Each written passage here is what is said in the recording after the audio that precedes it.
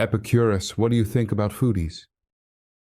I teach that pleasure is the highest good, but we must distinguish between pleasures that lead to lasting happiness and those that bring fleeting satisfaction but sow the seeds of future pain. When you depend on extravagant feasts or rare delicacies for happiness, life becomes complicated and restless. The desire for more can grow insatiable, leading to dissatisfaction and stress. True pleasure comes from simplicity. A simple meal of bread, water, and perhaps some cheese or lentils can nourish the body and bring joy if you approach it with gratitude and moderation. These modest pleasures are easy to obtain and leave no lingering cravings or regrets. I do not condemn those who enjoy the finer things, but I would encourage you to reflect on whether these pursuits truly bring tranquility. Do they create contentment, or do they stir restlessness and longing for more? My aim is to free you from unnecessary desires so you can live with ease and peace, appreciating the simple and lasting pleasures of life. I would gently suggest that you consider how much more satisfying life can be when happiness is not tied to extravagance, but to wisdom, friendship, and a calm heart.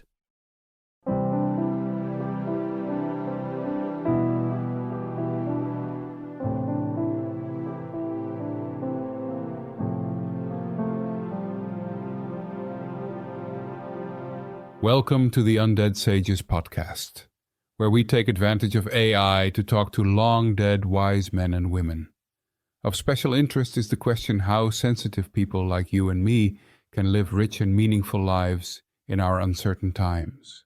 My name is Merijn de Haen, and today we'll be talking to Epicurus, a Greek philosopher who lived in the time of Alexander the Great.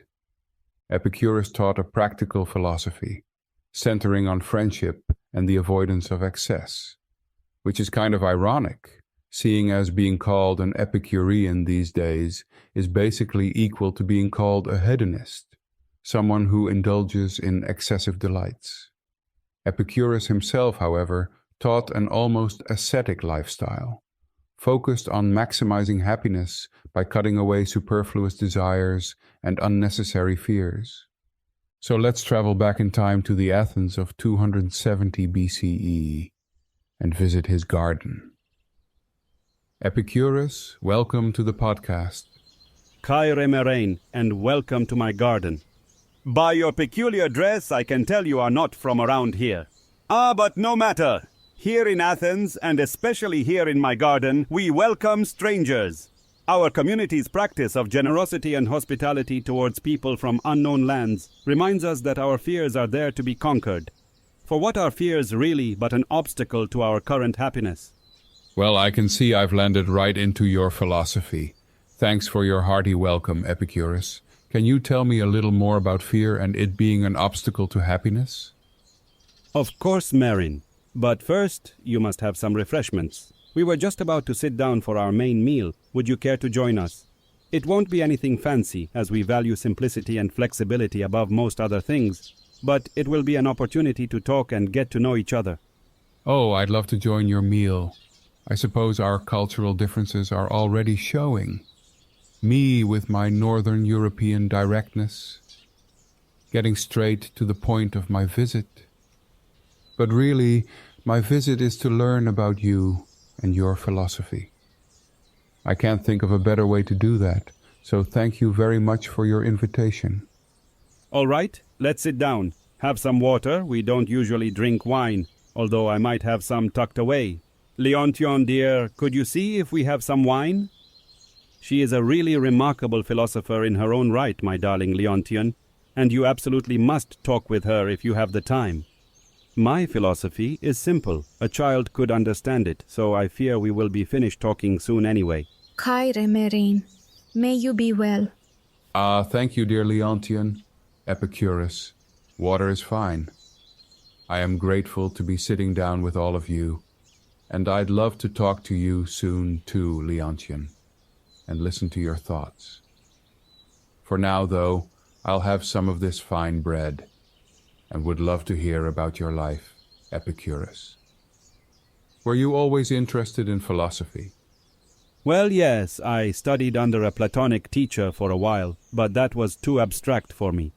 Too political, too much metaphysics. For me, the atomic philosophy of Democritus was much more accessible. He taught that everything is made of atoms, even our souls. Atoms are tiny particles of matter that hurtle through the void. Atoms nevertheless have some freedom. Well, according to me anyway. You see, these atoms, their paths aren't predetermined by natural laws. Sometimes they swerve randomly. And so we can act spontaneously and are capable of free will.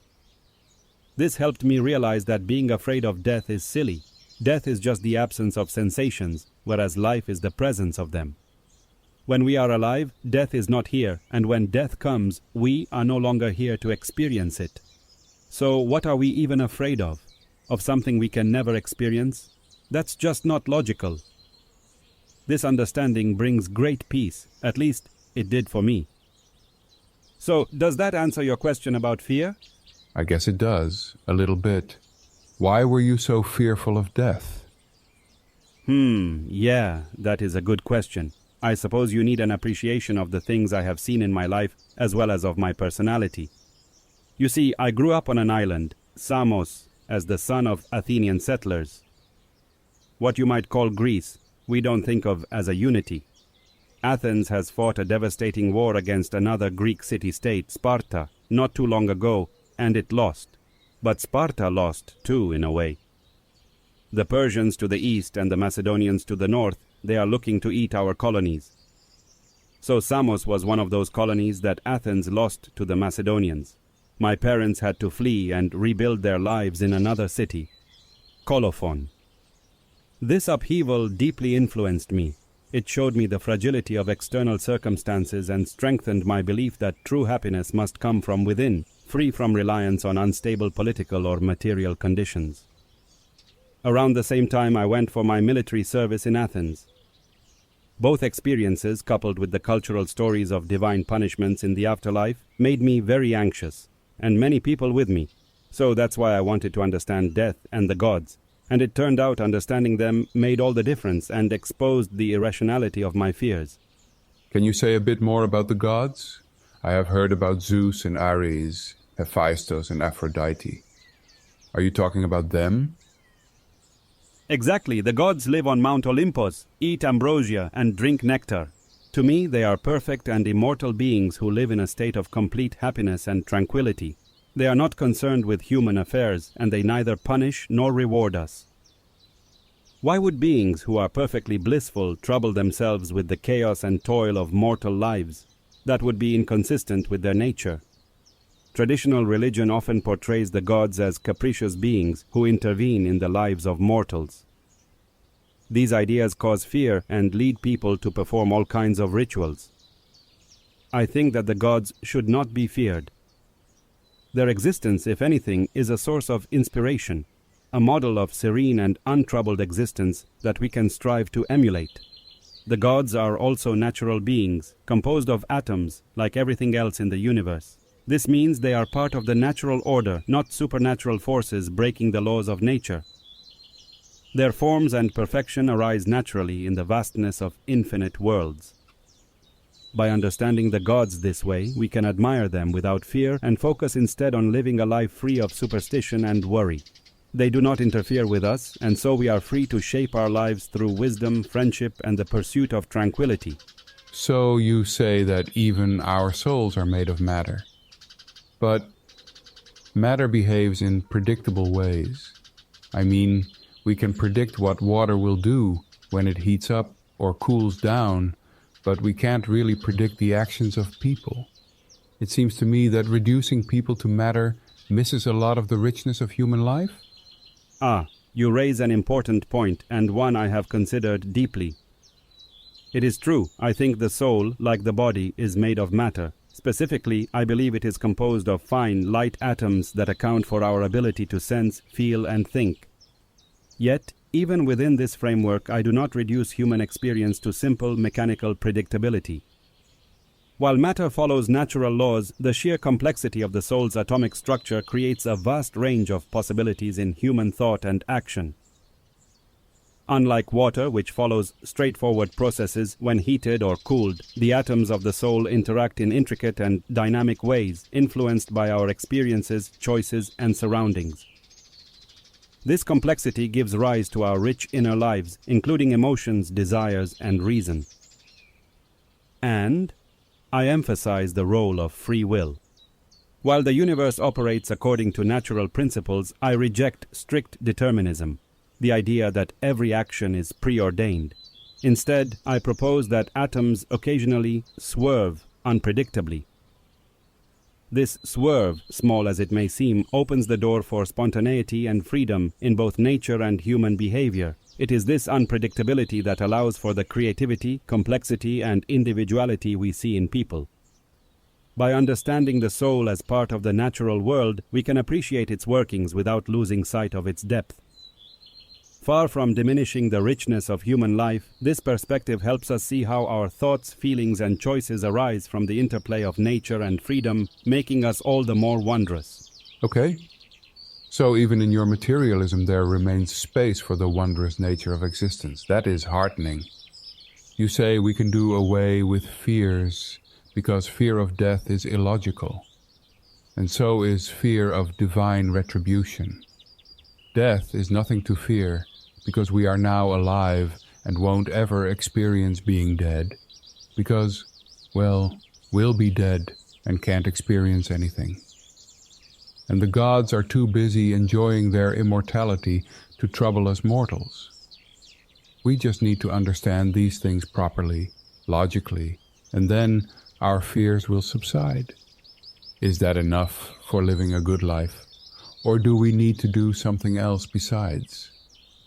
My philosophy is meant to solve the problem of human fear and unhappiness. People are troubled by unnecessary worries, fear of death, fear of the gods, and endless desires that leave them unsatisfied. I teach how to live a simple, happy life by understanding what truly matters. By removing fear and focusing on simple pleasures like friendship and peace of mind, we can find ataraxia, lasting happiness. My philosophy helps people see that they don't need wealth or power to be happy, just wisdom and contentment. Start by separating your desires. Some are natural and necessary, like food, shelter, and friendship. These bring real joy when met. Others are natural but unnecessary, like luxurious foods or extravagant comforts. These may please for a moment but lead to craving and restlessness. Then there are desires that are neither natural nor necessary, like fame or excessive wealth. Chasing these only creates suffering. Understanding comes when you notice that simple things, good health, kind friends, a calm mind, are enough for happiness. Wisdom grows when you test these ideas in life. Spend time with friends, enjoy simple pleasures, and reflect on what truly brings peace.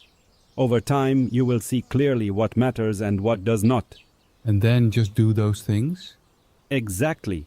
Once you understand what truly matters, focus on those things and let go of the rest. It's that simple. Spend time with good friends, enjoy simple pleasures, and cultivate a calm and thoughtful mind. Choose what brings peace and joy without causing harm or stirring up unnecessary desires. When fears or distractions arise, remind yourself of what you've learned. Reflect on how little you need to be content. Let wisdom guide your actions, and you'll find life becomes lighter, freer, and full of quiet happiness. By living this way consistently, peace becomes your natural state. So when you say cultivate a calm and thoughtful mind, do you mean that this kind of happens by itself, when we let go of superfluous desires and unnecessary fears? Or is there something else we need to do?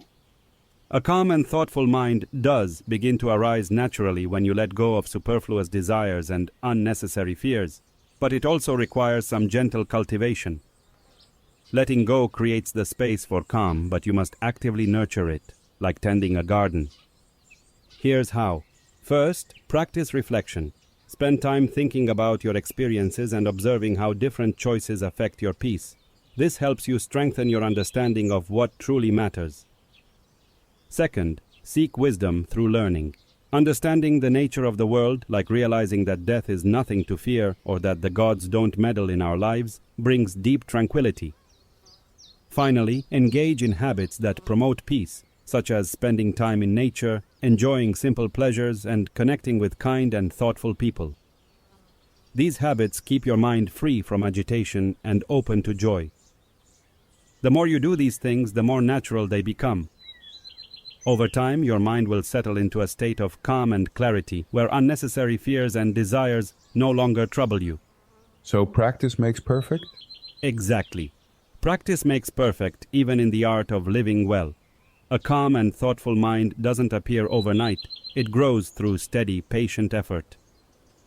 Each time you reflect on your desires, choose simplicity, or face a fear with understanding, you strengthen your ability to live peacefully. Mistakes are natural along the way, but they're also part of the practice. When you stray, gently remind yourself of what you've learned and return to what truly matters. Over time, these habits of thought and action will become second nature, and peace will feel like your natural state. In living well, as in anything worthwhile, persistence and patience are the keys. What about the life of the mind, of engaging in politics, or the betterment of the collective? I think the best way to better the collective is by setting the right example. To me, politics is too much of a game of power and showmanship, both of which bring unhappiness, which does not set the right example. My life and teachings speak for themselves. The calm, joyful lives of my followers are the best proof of our philosophy's worth. Well, Epicurus, it's been a great pleasure having been your guest and learning more about your philosophy. It's definitely calmed me down a lot, just talking to you and sharing your table. I'll make a point to return to talk with Leontion at some point in the future. For now, thank you for your hospitality and your wisdom. Merijn. It was a pleasure meeting you. Remember, happiness is within reach. It doesn't require wealth or power, only wisdom, friendship, and the courage to live simply. Do not fear the gods or death. They have no hold over you. Live well, my friend. Thank you for listening to this episode of the Undead Sages podcast. If you've enjoyed this conversation with Epicurus, please share it with your friends, rate the episode, leave a comment, and subscribe to the podcast.